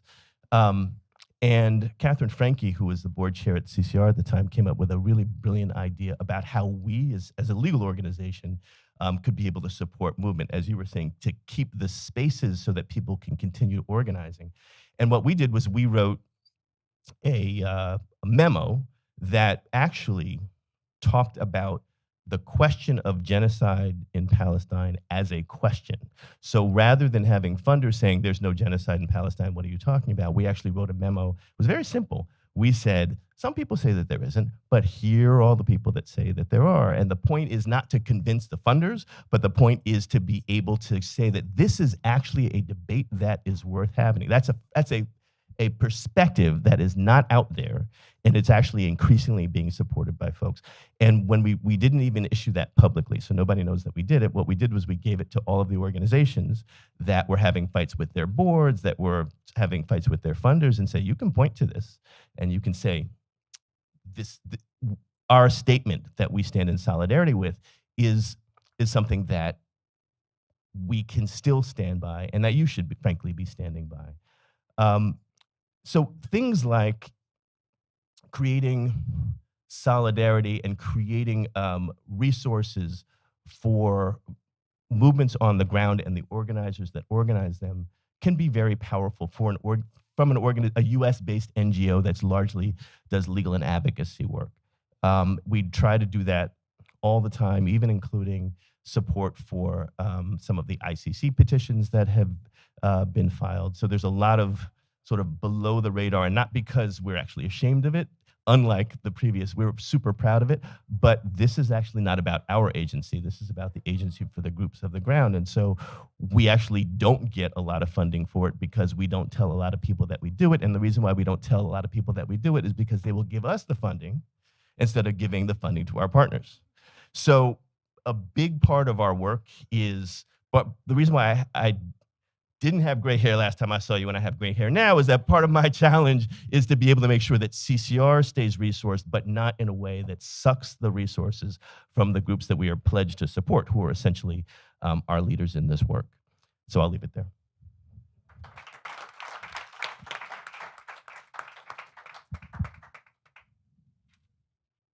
We need people, time, vision, values, strategy, voice, and love. Vince says we're not going to tactic our way out of oppression, but solidarity might get us there. We are right on time. It's just called Arab time. And we have probably 15 minutes. Really sorry. We have 15 minutes. I thought it would be half and half, but we do want to hear from you. And if folks have questions, maybe we'll take all of these questions now, and then we'll go kind of in closing words. So we have 15 minutes. Great. I'm going to go to the order that I saw. 1, 2, 3. And then behind. Hi, so my name is Serena. Well, thank you so much for this event. I want to just comment about what Nida said about fragmentation. So fragmentation is so hard and difficult and so much deeper than that because, so as a Palestinian living in Gaza for 23 years, I've never been to West Bank unless like the last month. It was my first time being to the West Bank, getting the permission. Seeing Palestinian in West Bank is like I've entered a different country. Seeing how people there are treated, checkpoints, whatever, like it was like my first experience as Gazans to see this. So as Nida said, Palestine is super fragmented. Ironically, I work with American Friends Service Committee on minimizing the gap between youth all over Palestine who doesn't know anything about each other. Youth in Gaza doesn't know anything about youth in West Bank or in the land of 48. So when I went there, I went to my manager, I was like, oh my God, I've been like working for 6 months on fragmentation. And the moment I entered West Bank, it's like, oh, this is a new different type. I've lived the fragmentation, which I've never experienced before. So what I want to say that for the movement and for the next steps, I believe in the power of the social media. We've all are seeing how Israelis are trying to like hold social media to stop and to block accounts. So I think it harms them. So speaking the truth, spreading the truth, it harms them. So this is one way. Boycotting, I don't know, I just want to ask about what you've done to boycotting even the products that Israel is producing. It harms them. And social media too. And just a second, lastly, you've said something about held Israel accountable. It also harms them. So I believe in those 3 things. Those 3 ways are the only, not the only, but what we can do, because we're not holding guns, we're not holding things like to go liberate Palestine. So the only easiest ways as humans is speak the truth, do the boycotting, and lastly is holding accountable. So whenever we're holding accountable, go to legal organizations. I think it might be the only, not the only, but maybe one of the ways that will stop them. So lastly, this is my 2nd visit to the US. The first time when I was here, not everyone was knowing anything about Palestine. Whenever I meet youth at college, now everyone knows. I don't know, because maybe the last attack on Gaza and West Bank and Jerusalem, do we have to go all this fatal and deadly attacks so everyone can know about this? That's my question is regarding health people accountability and boycotting and this stuff. So I just want to know whether the organization are working on this. Thank you.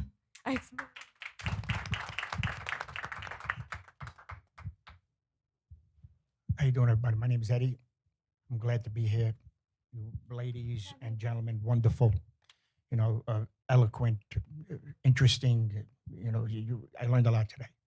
And fragmentation is a big component of what's keeping the Palestinians from moving ahead, okay? And I think the biggest problem, in my opinion, is there should be an internal intifada. There should be, quote, these leadership position, PA, they need to go. They need to go. They are a big obstacle, to any kind of progress. And another thing I don't understand, which just gives the Israelis legitimacy, is why are there Palestinians in the Knesset? I don't understand that part. It just gives them credibility. It gives them legitimacy. The one vision should be, we are Palestinian. We need to be free. We can't be bought. And those that are in position that are hindering that progress have to go. And the only time it could, more important than the intifada against Israel, should be an internal intifada, and that's where it should start. And move it. That's my opinion. Thank you.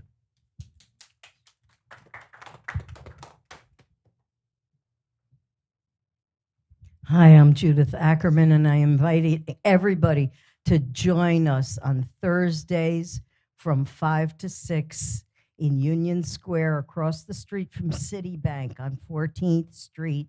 It's the Women in Black. We hand out flyers reminding the public at large that $6 billion is being spent on their tax dollars at work. And we have posters that show the oppression and everything. And we're reaching out to people that don't know. The public doesn't know or care. But when they get those flyers, people are interested. So please join us Thursdays from 5 to 6, and it's co-ed, weather permitting. If there's rain, don't schlep there. But if you have nice weather, decent weather, please join us. Thank you. The thing is, we have everything we need. I say it a lot, but if we look around, we have everything we need. So we have questions on boycott and accountability, some questions about the PA, sort of internal political transformation and the transformation of self. And then showing up, direct actions. I see 1, 2 questions. Okay. And then we'll close it and let you answer. Yeah. Okay. Thank you a lot to the panelists. I learned a lot. I wrote a lot of notes. I guess one of my biggest questions, I guess, is also not an issue, but an observation I have with when it comes to discussing how to incorporate non-Palestinian groups. For example, I saw a YouTube video, or there's like posts on social media about, like, I'll just say for myself because I'm Black, why Black people should care about Palestine. And a lot of those videos say, or posts say, oh, well, the Panthers were in Palestine, or these people cared about Palestine. But I honestly find that to be kind of like a strategy that kind of gives into identity politics and kind of essentializes us, which is quite ironic and feels alienating at the same time, because it makes it feel like, oh, because you're not of this group, you must think differently. So here's a way I can appeal to you. But then I feel like it's more work, because then you're talking to someone. So I say, oh, Huey Newton cared about Palestine. What if they don't know Huey Newton? What if they don't care about the Panthers? What if they don't, it's all this, it's like more work. Unless you think that's a good strategy. But for me, for some reason, that doesn't really appeal to me. I mean, I feel like, in my opinion, you should care about Palestine because you should care about Palestine. And, not because, like, why should Black people care? Why should Asian people care? Why should Hispanic people care? Which I feel is like really igniting, still giving into these reactionary identity politics. So what do you think is a better, less liberal way we can incorporate people to understand it doesn't cater to just racial identities?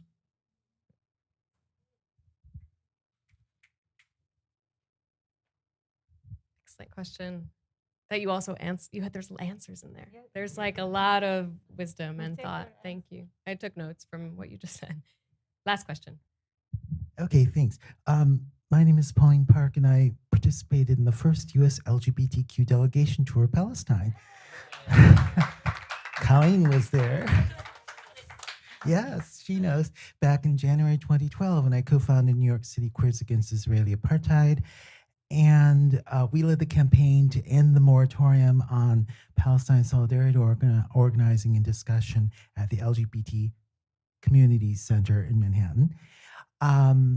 And I've spoken a lot about pinkwashing, but my question is not about pinkwashing, which to me seems to be an open and shut case, right?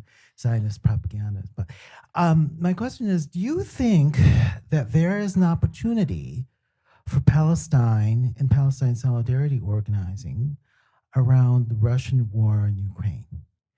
Because the hypocrisy of Joe Biden denouncing Vladimir Putin, who is obviously engaging in war crimes and genocide. I mean, I can't imagine anyone who's progressive who would disagree with that.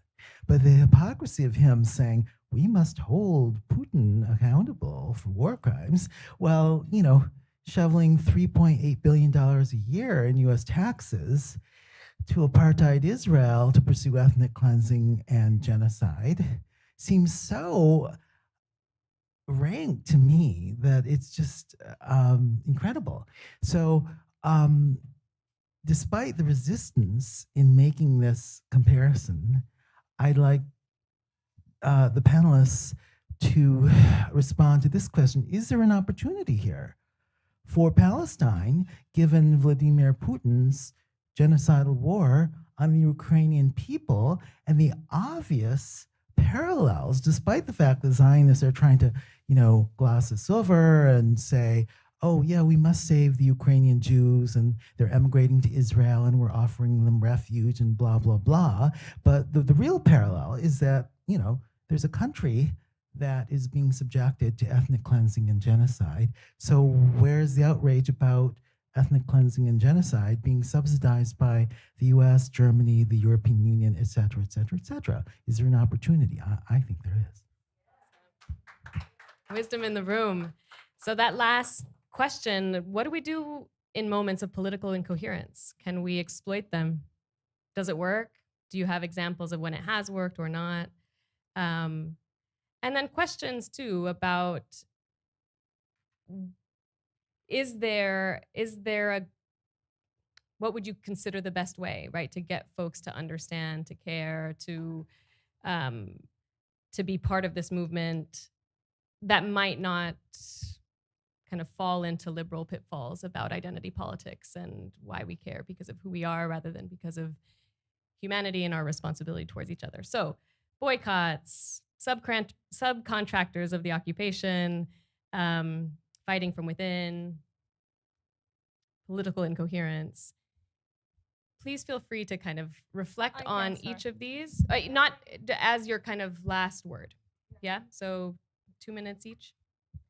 Sandra, you want to start? Like, I need a moment. Yeah. I don't want to answer like wise stuff. I will just simply think it's because all of the issues that you guys have raised are controversial. It's material for our thoughts, and it's like it's simply the discussions that we have in order to think about how to leverage our movement. So it's not that we got the answer, okay? I will start with your question. I fully agree with you. You actually asked and answered, so I take your answer. But I think that sometimes we do this in order to illustrate the struggle that we got. To explain about the mechanisms of oppression and to make the linkages. So it's way beyond. It's like it's not necessarily doing identity politics. However, sometimes it might be identity politics, but it's rather in order to illustrate that we are all harmed because of same like system. However, in different places, but it's like from the same system of colonialism and oppression, okay? Regarding your question about why do we not do internal intifada and why do we run to the Knesset and the Palestinian Authority is the one that we should fight. Yes, okay? it's yes, like apparently we are aware of the role of the Palestinian Authority. We are aware of the extent that our leadership sometimes, and of course, I'm not putting everyone in the same like package, and there are lots of dynamics there. But we are speaking here about society which is fragmented. We are speaking about the fact that our society does not all the time has the level of organizing and capacities that entitles us to reach to a point where we can do that as well. Okay, so we are speaking about the Palestinian Authority. Palestinians are fully sometimes dependent economically on the Israeli system. So I think that the first step. So it's not an absolute answer, like saying, okay, it's easy to say that we have to do that, but I think that the efforts that we are trying, everyone is trying to contribute to, is simply to build our capacities, to organize society, to build our to find the spaces of how we can protect each other. So if we take the first Intifada, for example, okay, one of the main reasons why the first Intifada was successful and powerful is because we had the frameworks that could protect people. We had the committees of farmers. We had the committees for healthcare. We were an organized society that made it possible for us on the long term to be sustainable, and we had the resilience that could really enable us to do this kind of mobilization. So therefore, it's not an yes and no question, but it's rather how do we enable the circumstances and the conditions in order to be capable to really transform also our leadership in a way or another.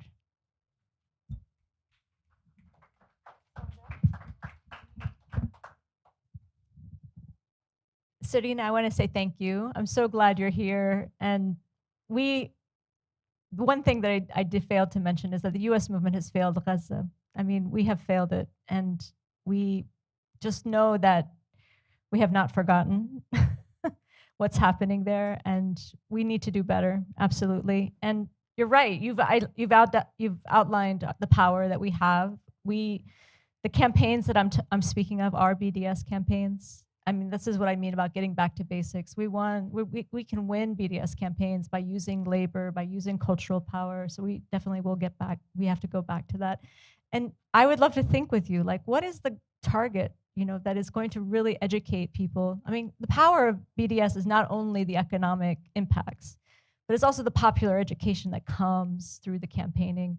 What is the target that we can use to educate people about Gaza? Because we can do popular education, but what are the actions, right? So I would love to think with all of you about that. And then Pauline, is that right? Pauline, thank you for your question. I mean, you know this. The US is very comfortable with speaking out of two sides of their mouth. That's just the reality. I mean, they do this all the time, So I don't know what other, we can do it, we can try, we can obviously call out the contradictions, but without, political will, it doesn't get very far. But yeah, thank you for that. So there are a lot of questions, but I'll try to touch on some of them. And I think one of them is what also Nida said, but also Vince said something about resources are not only money. And I think this is a key question. And this is a key question that I asked myself after the Unity Intifada. So what happens after Great Hope? What happens after Great Revolutionary Moment? And this feeling that, okay, everyone went to the street. The people who are the poorest are now dealing with the aftermath. They're being incarcerated. Their families are suffering. The movements that, and Nida knows, she works with youth movement. A lot of youth movement were established around May. And then many of them fell apart. And many fights continued, including facing the Palestinian Authority after the killing of Nizar Banat. But the problem is not fighting, is not resisting. Palestinians are really stubborn people. We fight and we continue to fight and to struggle. And if you watch the news, you see people do not get tired. But movements get tired. And what is happening now is that a lot of the movements are fractured, a lot of hard internal dynamics, a lot of questions about how do we organize differently and creatively. We're used for years of organizing through political parties, if we're speaking West Bank and Gaza, different factions. And now we're in an era, and speaking of social media, of different shifts globally on the way people organize and the way young people organize and the way the structures are more fluid, less hierarchical, more decentralized. And decentralized is not only decentralized inside the movement, but also to allow the most marginalized to plug in the movement, to find themselves, to find their pain, to take this personal into the political space. So how do we do that? How do we create new ways of organizing? Because obviously, the older ways worked in certain aspects and didn't in other aspects. And we're here now, and we have this kind of question. And I think this takes me to what Vince said about resources. I think, in a way, we've been starting the question from the opposite. Like, we have the money. What do we do with the money? And I think the question should be different. Here is the space. Here is what's happening to the movement. Here is what's happening on the ground. What is the need? How can we do it first without money? How do we reclaim the power of the community? And then when we need the money, how does it fall organically on our needs, on what we need? And I think what we need now is to strengthen the infrastructure of our movement. Palestinian organizations are being attacked, have been designated as terrorists, like many organizations, if you follow the news in the recent year. And many organizing spaces either are shut down or in indirect way are kind of shutting down. So I think what we need now, at least from my point of view, is like, and I think in Rawa we are also trying to work on that. How do we open these spaces for people to come together to say, okay, we tried this didn't work, we tried this worked, we have this ability and capacity, let's learn from it. And to create this sense of a collective, this collective space, to create knowledge, to create, to experiment together, to speak about challenges, to enable each other. I think this is what needed. And the last thing, the last thing I want to say, and there was a question, why should Black people care about Palestine? And you're right, it shouldn't be about who was in solidarity in the past and who wasn't. I think it's important, yes, to bring the history of solidarity, because I do think there is an importance. I don't think it's identity politics. I think there is an importance of saying that an oppressed community could see the parallel, could see injustice, and could link itself with it.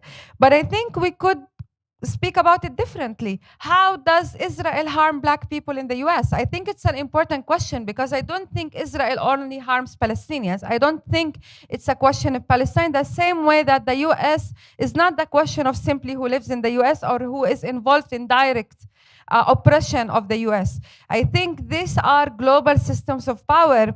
And again, they learn from each other. The Israeli police is teaching the US police, and the opposite is happening. And this police is shooting Black people.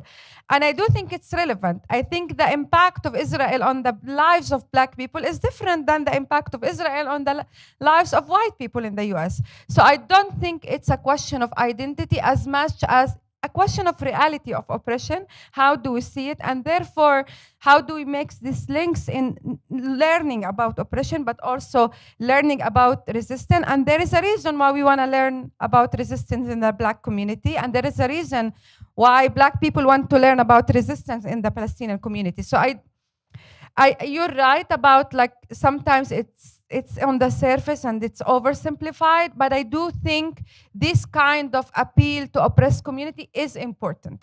And I will end by saying I don't think the question is internal or external in the Palestinian community. I think these are just structures of power, of colonialism, of money. And leadership in the PA or other people are just people who are part of the system and are contractors of the system. And the way we see about it, the way to go forward with it is to strengthen our ability to resist, but also our infrastructure to maintain this resistance. Because some revolutionary moments are amazing, but then what happens after that? How do we have the infrastructure to protect people after that? How do we have the infrastructure to have a long breath, we say in Arabic, like how we can continue this, how we don't tremble while we're doing it. And I think this is the key question. And then who are you fighting? You're fighting a million power. You're fighting companies, and you're fighting the Israeli colonization, and you're fighting the PA, and you're fighting rich Palestinians also who are trying to want to see a capitalist Palestine. I don't want a free Palestine to be a capitalist state, for example. So you're fighting a million fronts, but the question is, how do you create the strength on the ground? And then whatever comes is blessed. Thank you. Okay. Just want to illustrate the same idea that me and Suhair were repeatedly saying about consolidating the infrastructure. But first, I want to say, however, there is no one holding the here about revolution. Maybe there is no infrastructure, maybe there is nothing, and sometimes people are very much oppressed and they could. So it's not that we are here assessing when is the good momentum to do something. But because when something is going to happen, it's going to happen, okay? Like when people would go to the street and will really, any intifada or not intifada, I don't want no uprising or whatever, it will happen, okay? So we are not assessing or saying what is the criteria in order to have an uprising, but rather we are speaking about where we invest our efforts, okay? And the example that I want to give is simply in the last uprising. Me and Suhair, I think we could give a very clear example. Okay, young people went to the streets. There were thousands of people who were arrested, investigated, volunteers protected them for free. But by the end of the day, there were hundreds of youth who were facing charges. They were facing charges, and they had the families had to pay lots of money for lawyers. So we had to launch a fund we did crowdfunding in order to support the families, in order to handle this financial burden, okay? And currently some of them are, and our capacity as well was very much limited. We did our maximum, okay? But up to this end, so many families and so many youth are still facing this burden and these challenges. So when we speak about building the infrastructure and the conditions, we mean that what if we had such kind of organizing, which is an ongoing organizing, really to support people when such kind of political peaks happen? What if we have one other kind of organizing? So this is about this is the contribution that we think we should do in order to to reach to this revolutionary moment. So I was thinking just to give an example so things are more clear maybe.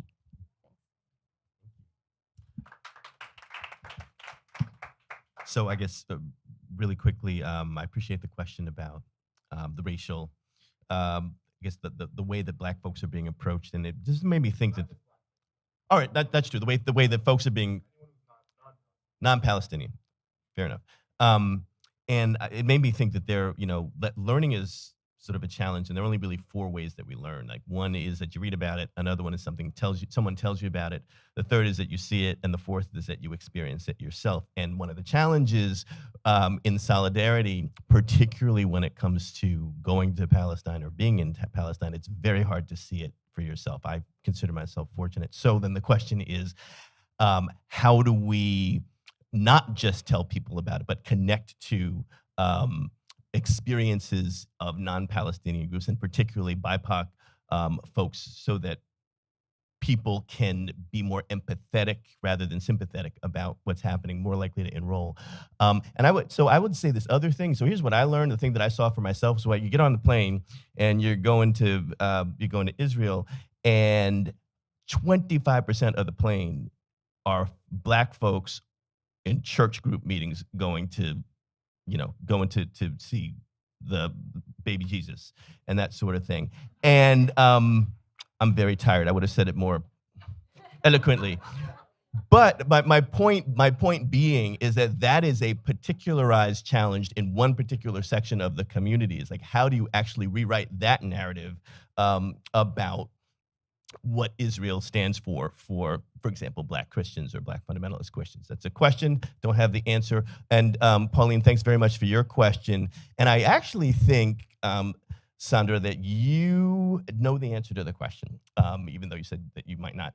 Because when we were speaking to Congress in 2019, one of the frameworks that you were pushing forward was the idea of taking positions that lawmakers had taken at the time with respect to immigration and saying things like, well, you've taken a position where you're against child separation. So if you're progressive on child separation, you're progressive on Palestine.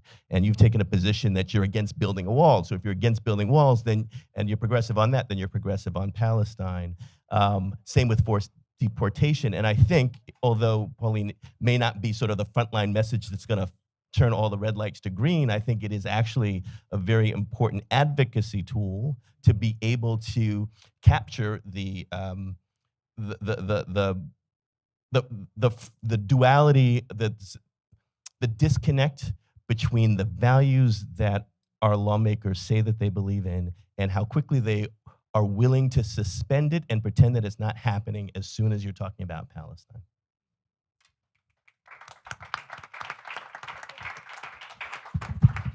Thank you all so much for being here. Thank you to those who stuck around online. It was such a pleasure to be part of this conversation. I hope you learned a lot. I hope you are holding some new insights, wisdom, and most importantly, that you are willing to leave here having made and renewed a commitment to this work. So if you just want to take some time as you're on the road home to articulate to yourself, like, what is my commitment? And BOLD, Black Organizing for Leadership Development, gives us this really a powerful tool of embodied commitment, which is rather than saying, I am committed to doing X, I'm committed to showing up for this action, you say instead, I am a commitment to. I am a commitment to. And fill that out, and I would encourage you to fill that out, make that commitment, be that commitment. See you on the streets, see you in the corridors of power, see you in the art that you create, see you in all the expressions of your joy that bring you to this work. Thank you all so much for being here. It's an honor. Onward, friends, let's go. Free Palestine.